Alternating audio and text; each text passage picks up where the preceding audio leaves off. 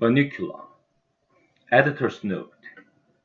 The book you are about to read was brought to my attention in a most unusual way. One Friday afternoon, just before closing time, I heard a scratching sound at the front door of my office. When I opened the door, there before me stood a sad-eyed, droopy-eared dog carrying a large plain envelope in his mouth. He dropped it at my feet. He gave me a soulful glance and with great quiet dignity sauntered away. Inside the envelope was the manuscript of the book you now hold in your hands, together with this letter. Gentlemen, the enclosed story is true. It happened in this very town, to me and the family with whom I reside. I have changed the names of the family in order to protect them, but in all other respects, everything you will read here is factual. Allow me to introduce myself. My name is Harold. I come to writing purely by chance. My full-time occupation is a dog. I live with Mr. and Mrs. X, called here the Monroes, and their two sons, Toby, aged 8, and Pete, aged 10. Also sharing our home is a cat named Chester, whom I am pleased to call my friend. We were a typical American family, and still are, though the events related in my story have, of course, had their effect on our lives. I hope you will find this tale of sufficient interest to yourself and your readers to warrant its publication. Sincerely, Harold X. Bunnicula, a rabbit tale of mystery. Chapter 1. The Arrival. I shall never forget the first time I laid these now tired old eyes on our visitor. I had been left home by the family with the admonition to take care of the house until they returned. That's something they always say to me when they go out. Take care of the house, Harold. You are the watchdog. I think it's their way of making up for not taking me with them. As if I wanted to go anyway. You can't lie down at the movies and still see the screen. And people think you are being impolite if you fall asleep and start to snore or scratch yourself in public. No, thank you. I'd rather be stretched out of my favorite rug in front of a nice whistling radiator. But I digress. I was talking about that first night. Well, it was cold, the rain was pelting the windows, the wind was howling, and it felt pretty good to be indoors. I was lying on the rug with my head on my paws, just staring absently at the front door. My friend Chester was curled up on the brown velvet armchair, which years ago he'd staked out as his own. I saw that once again he'd covered the whole seat with his cat hair, and I chuckled to myself, picturing the scene tomorrow.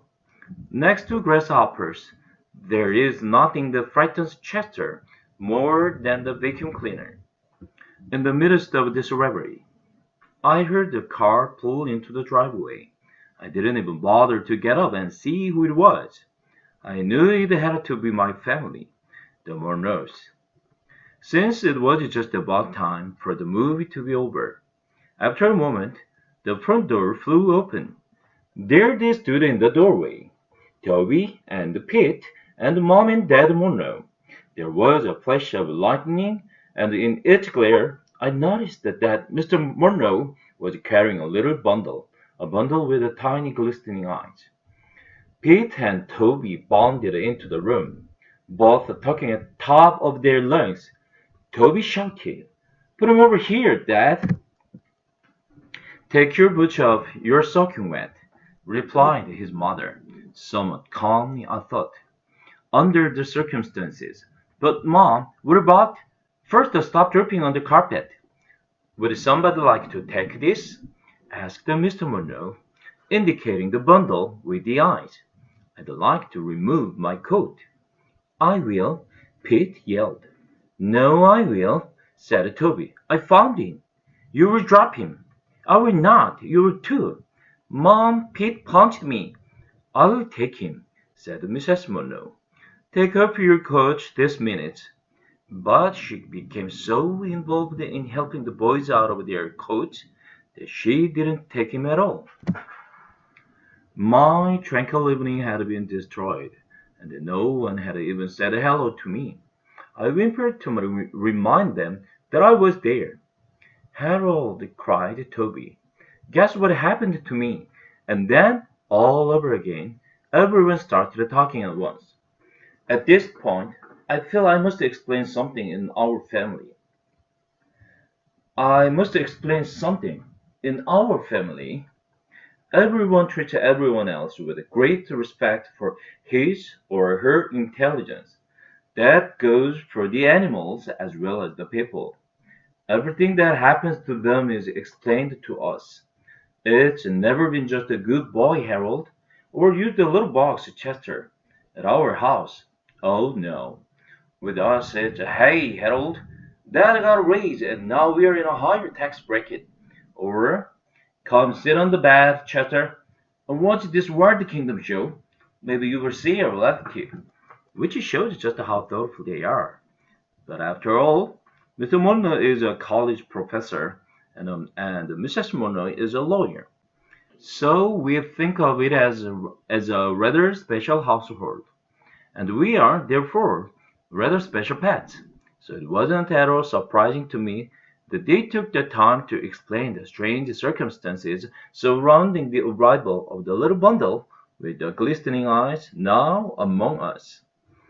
It seems that they had arrived at the theater late, and rather than trip over the feet of the audience already seated, they decided to sit in the last row, which was empty. They tiptoed in and sat down very quietly, so they wouldn't disturb anyone. Suddenly, Toby, who's the little one, sprang up from his chair and squealed that he had sat on something. Mr. Monroe told him to stop making a fuss, and move to another seat. But in an unusual display of independence, Toby said he wanted to see just what it was he had sat on. An usher came over to their row to shush them.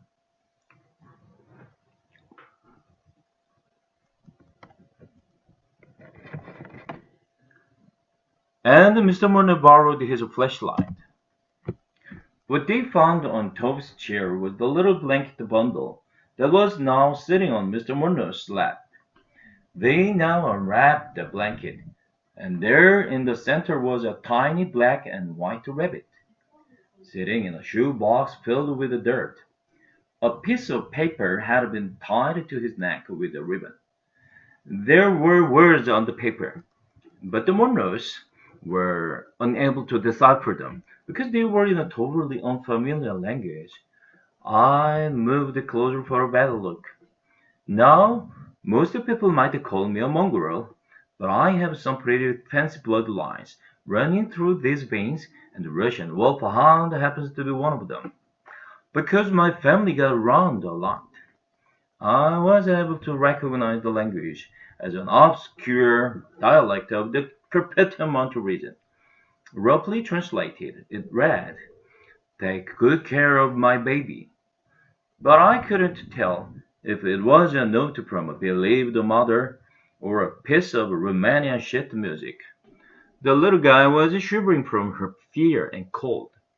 It was decided that Mr. Monroe and the boys would make a house for him out of an old crate and some heavy wire mesh from the garage. For the night, the boys would make a bed for him in the shoebox. Toby and Pete ran outside to find the crate, and Mrs. Monroe went to the kitchen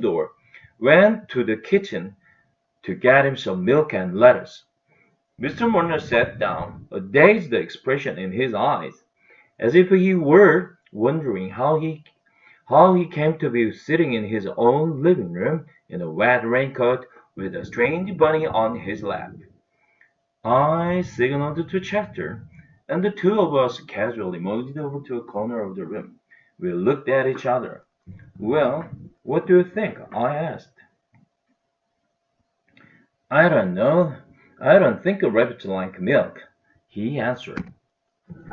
Chester and I were unable to continue our conversation because a deafening crash commanded our attention. Pete yelled from the hallway, Ma, Toby broke the rabbit house. I didn't. I just dropped it. Pete won't let me carry it.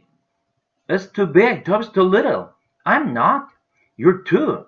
Okay, fellas. Mrs. Monroe called out as she entered with the milk and lettuce. Let's try to get it in here with as little hysteria as possible, please. Chester turned to me and said under his breath, That lettuce looks repulsive, but if there's any milk left, I get it. I certainly wasn't going to argue with him. I'm a waterman myself. At that moment, the crate arrived, barely standing the strain of being pulled in two directions at once. Ma, Toby says he's going to keep the rabbit in his room. That's not fair. Harold sleeps in his room. Only sometimes, I thought, when I know he's got a leftover ham sandwich in his drawer. Toby's a nice kid, don't get me wrong, but it doesn't hurt that he shared his stash with me. It was, after all, at one of those late-night parties in Toby's room that I first developed my taste for chocolate cake. And Toby, noting my preference, has kept me in chocolate cake ever since. Pete, on the other hand, doesn't believe in sharing. And the only time I tried to sleep on his bed, he rolled over on me and pinned me by my ears so that I couldn't move for the rest of the night. I had a crick in my neck for days. But he's mine, Toby said. I found him. You sat on him, you mean? I found him, and he's sleeping in my room. You can keep smelly old Harold in your room, and Chester too, if you want to. I'm gonna keep the rabbit in mine. Smelly old Harold. I would have bitten his ankle, but I knew he hadn't changed his socks for a week. Smelly indeed. Mr. Monroe spoke up. I think the best place for the rabbit is right here in the living room on that table by the window. It's light there, and he will get lots of fresh air. Peter's taller than I am, Toby cried. He will be able to see the rabbit better. Too bad, Squirt. Okay, said Mrs. Monroe through clenched teeth. Let's put him to bed and make him comfortable, and then we can all get some sleep. Why? Pete asked. I don't want to go to sleep. Mrs. Monroe smiled a little too sweetly at Pete. Look, Ma, said Toby. He's not drinking his milk. Chester nudged me in the ribs. Didn't I tell you? He asked. Excuse me while I make myself available. Hey, said Toby. We gotta name him. Can Dad wait until tomorrow? Asked Mr. Monroe. The boys shouted in unison. No! He has to have a name right now. I have to say I agreed with them. It took them 3 days to name me, and those were the 3 most anxious days of my life. I couldn't sleep at all, worrying that they were really going to call me Fluffy, as Mrs. Monroe had suggested. Well, all right, sighed Mrs. Monroe. What about, say, Bun Bun? Uh-oh, there she goes again, I thought.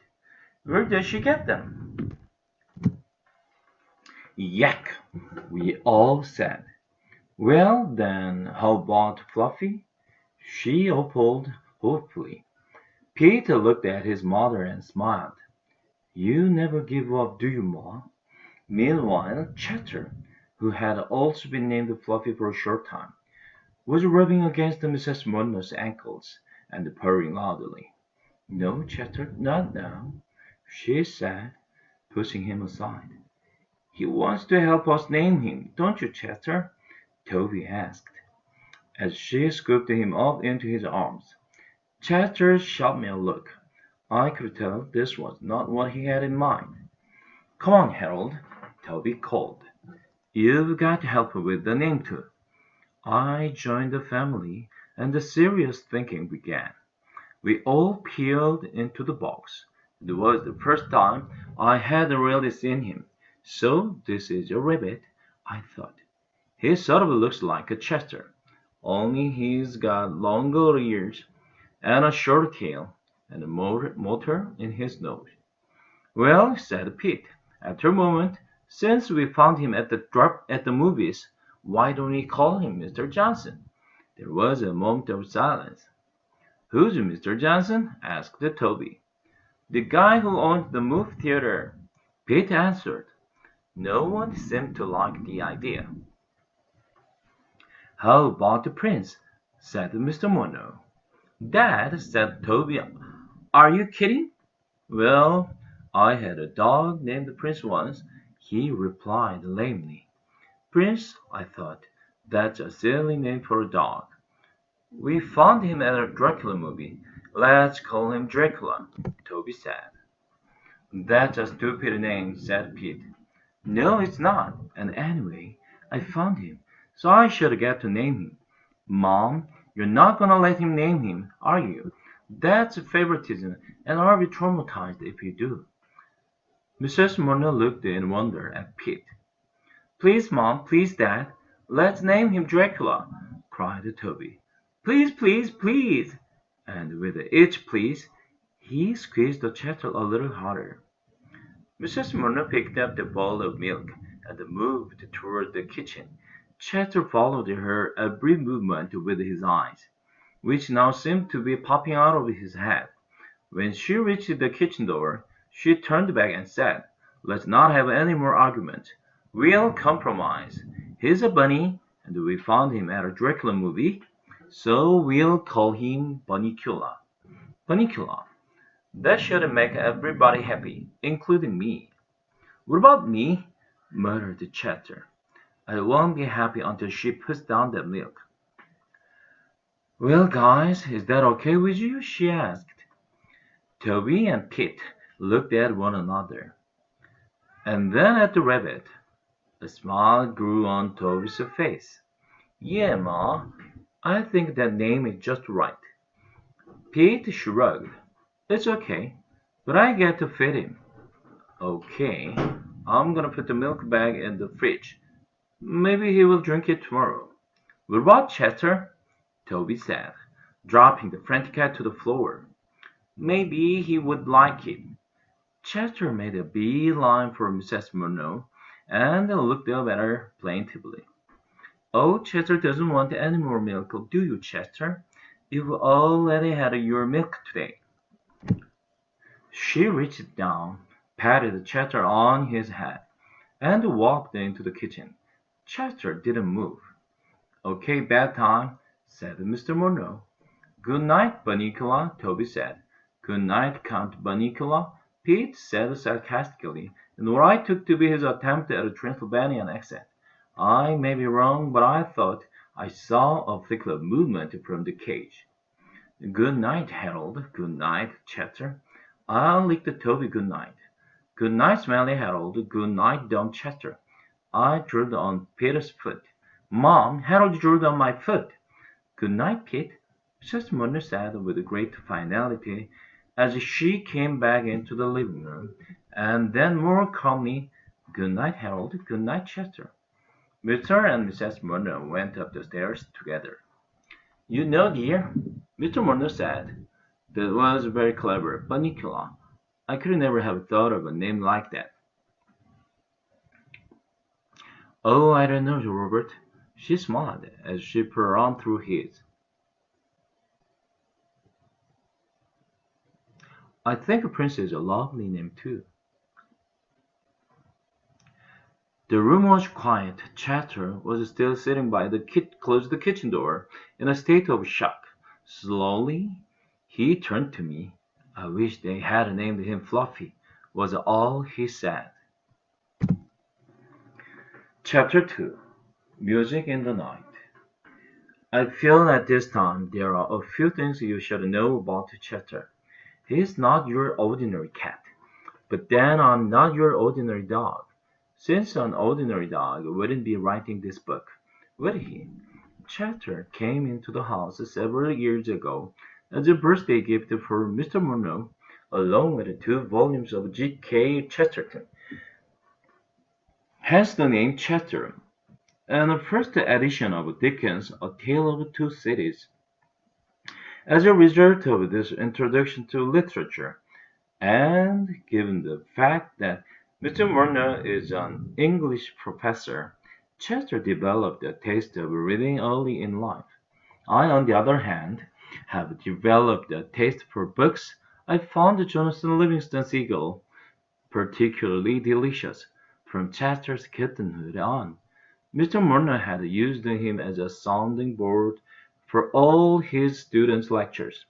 If Chester doesn't fall asleep when Mr. Monroe is talking, the lecture can be counted a success.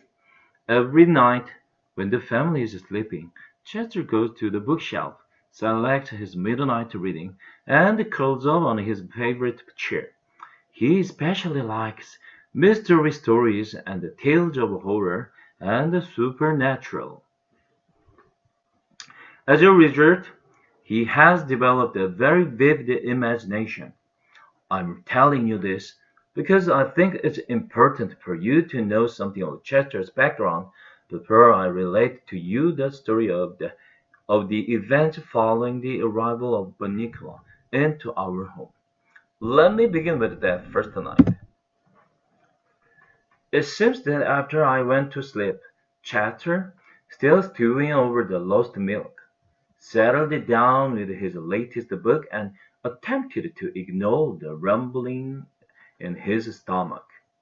The room was dark and quiet.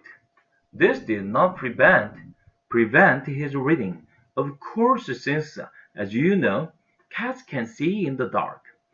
A shaft of moonlight fell across the rabbit's cage and spilled onto the floor below. The wind and the rain had stopped, and as Chester read Edgar Allan Poe's The Pool of the House of Usher, he became increasingly aware of the eerie stillness that had taken their place. As Chester tells it, he suddenly felt compelled to look at the rabbit. "I don't know what came over me," he said to me the next morning, "but a cold chill ran down my spine."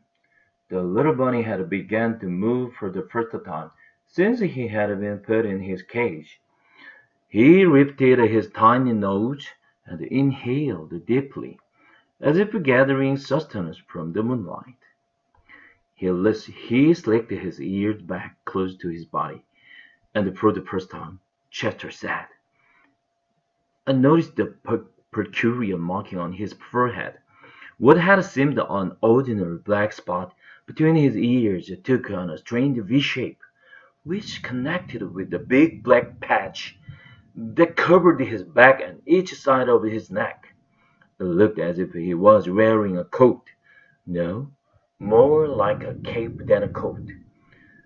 Through the silence had drifted the strains of a remote and exotic music. I could have sworn it was a gypsy violin. Chester told me. I thought perhaps a caravan was passing by, so I ran to the window. I remembered my mother telling me something about caravans when I was a puppy, but for the life of me, I couldn't remember what. "What's a caravan?" I asked, feeling a little stupid. "A caravan is a band of gypsies traveling through the forest in their wagons." Chester answered, "Oh, yes." It was coming back to me now. Station wagons? No, covered wagons. The gypsies travel all through the land, setting up camps around great bonfires, doing magical tricks, and sometimes, if you cross their palms with a piece of silver, they will tell your fortune. "You mean if I gave them a fork, they'd tell my fortune?" I asked, breathlessly. Chester looked at me with disdain. "Save your silverware," he said. It wasn't a caravan after all. I was disappointed. "What was it?" I asked. Chester explained that when he looked out the window, he saw Professor McLeod, our next-door neighbor, playing the violin in his living room. He listened for a few moments to the haunting melody and sighed with relief. "I've really got to stop reading these horror stories late at night," he thought. "It's beginning to affect my mind." He yawned and turned to go back to his chair and get some sleep. As he turned, however, he was startled by what he saw. There in the moonlight, as the music filtered through the air, sat the bunny, his eyes intense and staring, and unearthly aura above them. "Now this is the part you won't believe," Chester said to me. But as I watched, his lips parted in a hideous smile, and where rabbit buck teeth should have been, two little pointed fangs glistened. I wasn't sure what to make of Chester's story, but the way he told it set my hair on end. Chapter 3. Some unusual goings on. The next few days passed uneventfully.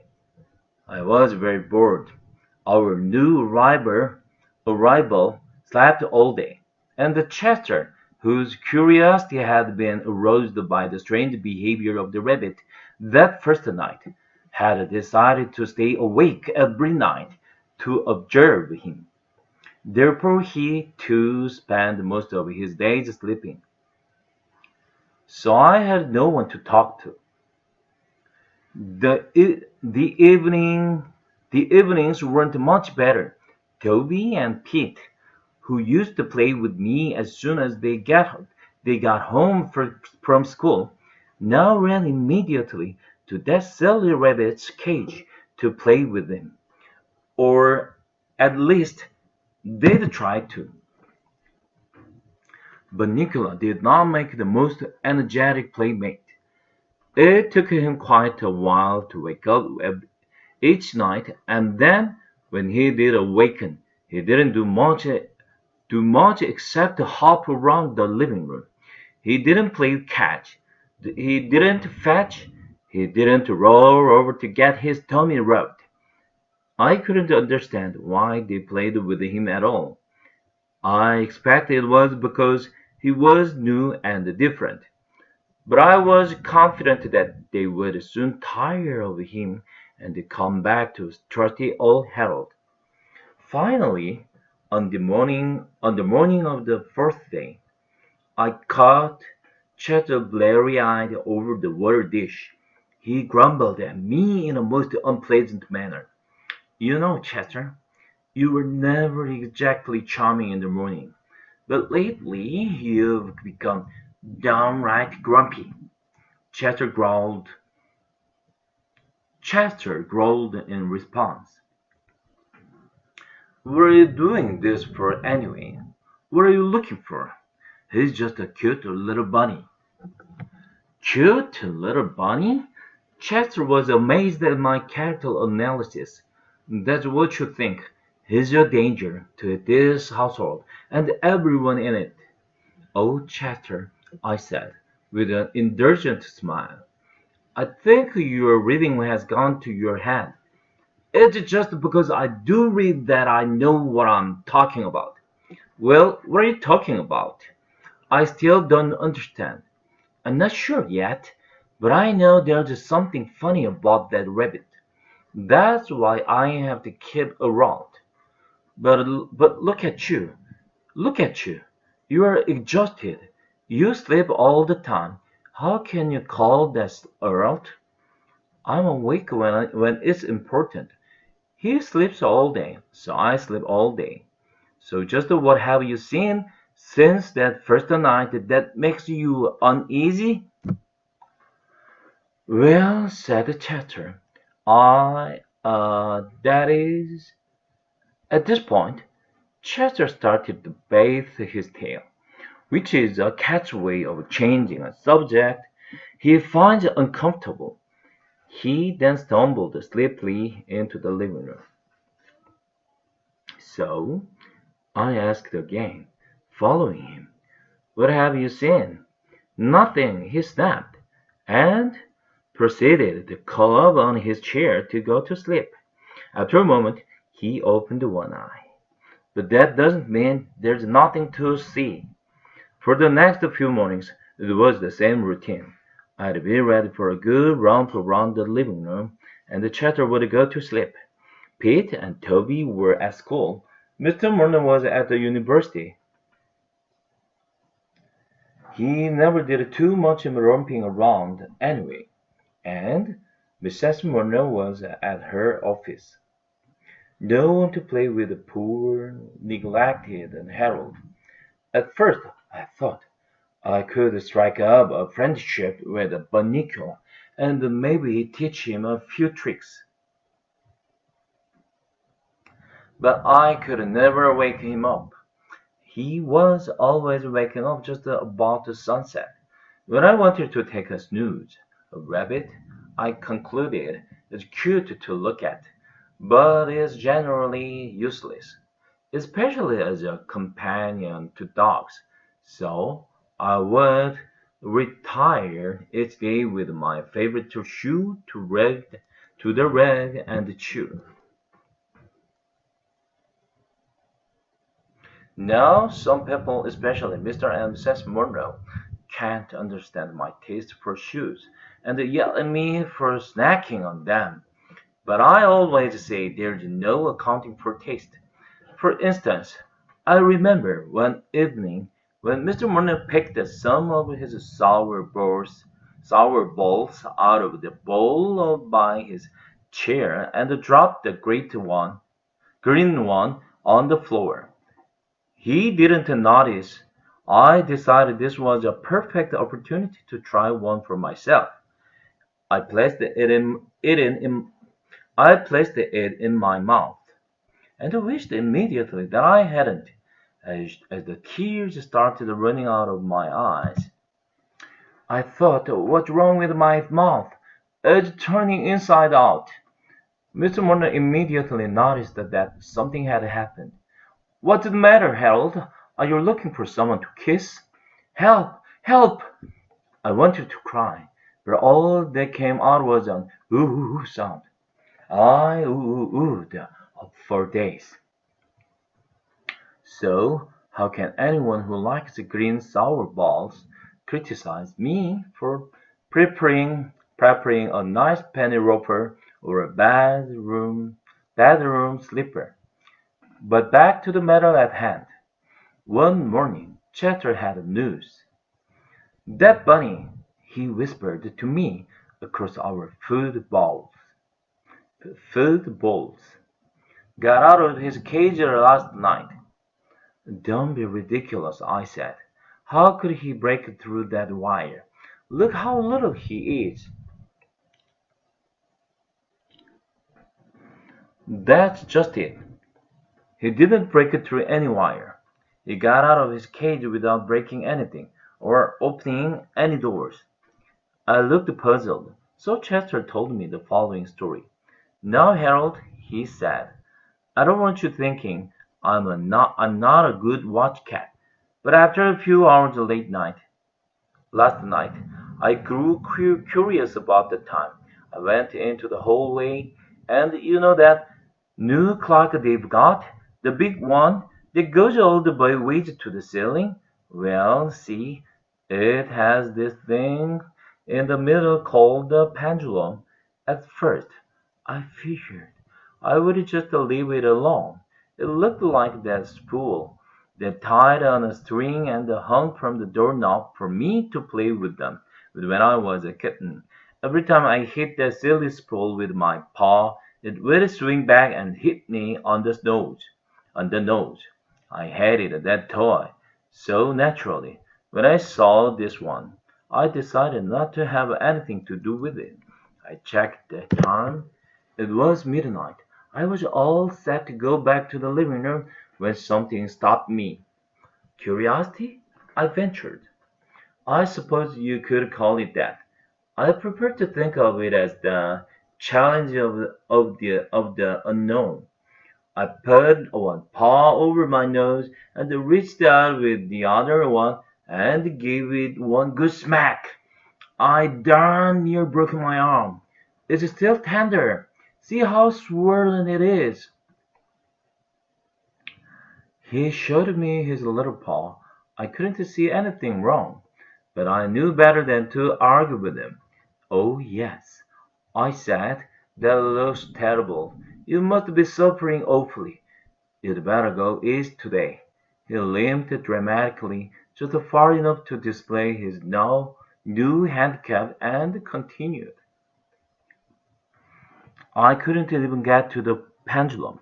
Somebody had put glass in front of it, and I was pretty mad.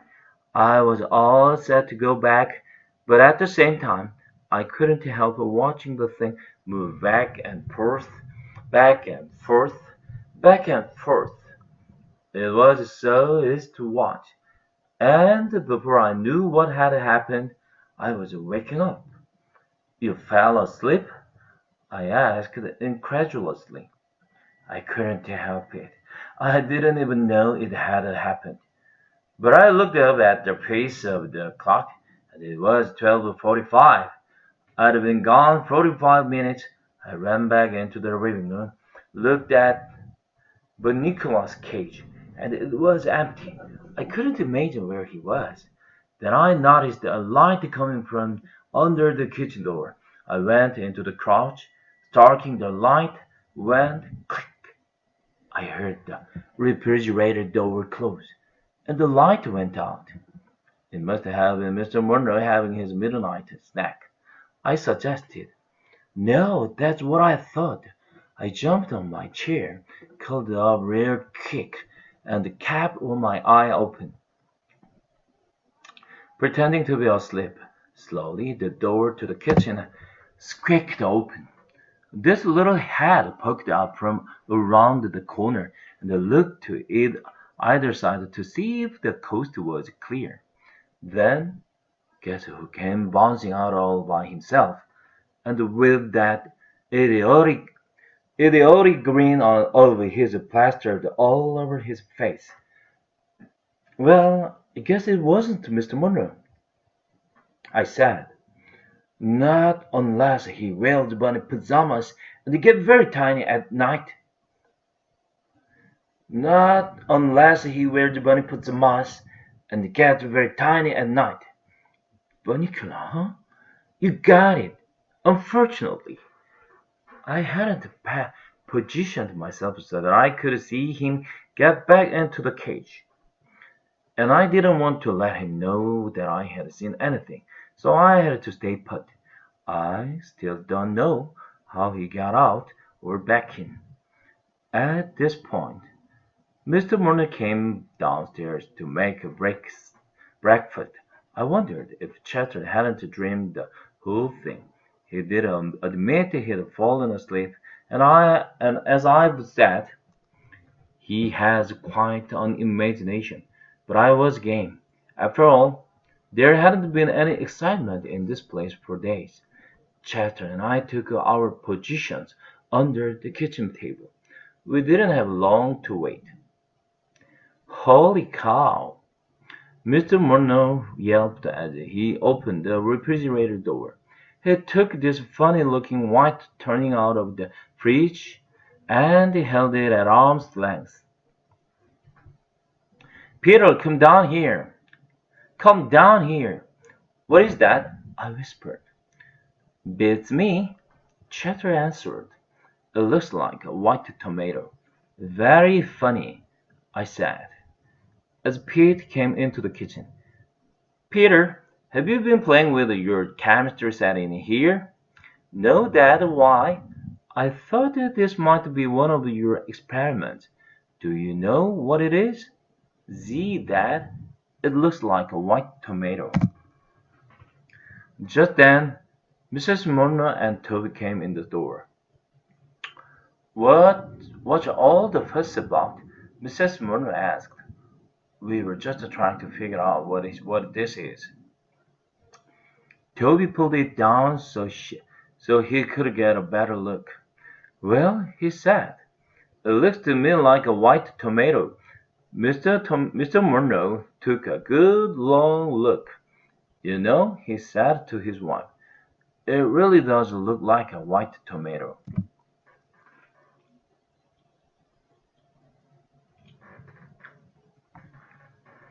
There's one way to find out, said Mrs. Monroe, who always was the practical one. Let's cut it open and see what's inside. Everybody gathered around the table. I jumped up on a chair, and in all the excitement, no one noticed that I had my paws on the table, which under normal circumstances was discouraged, to say the least. Chester wasn't so lucky. Chester, get off the table. Mrs. Munner said. Chester jumped onto Toby's shoulders, where he stayed to view the proceedings. Mrs. Munner took her sharpest knife and cut cleanly through the thing. It fell into two halves. It's a tomato, all right, said Mrs. Munro. Here are the seeds. But it's all white, Toby observed. And look, said Pete, it's dry. So it is, Mr. Munro said as he picked up one of the halves. There is no juice at all. Well, Anne, what do you think? It's gone bad, I guess, though I've never heard of a tomato turning white before. Come on, she said, clearing the table. Let's throw it out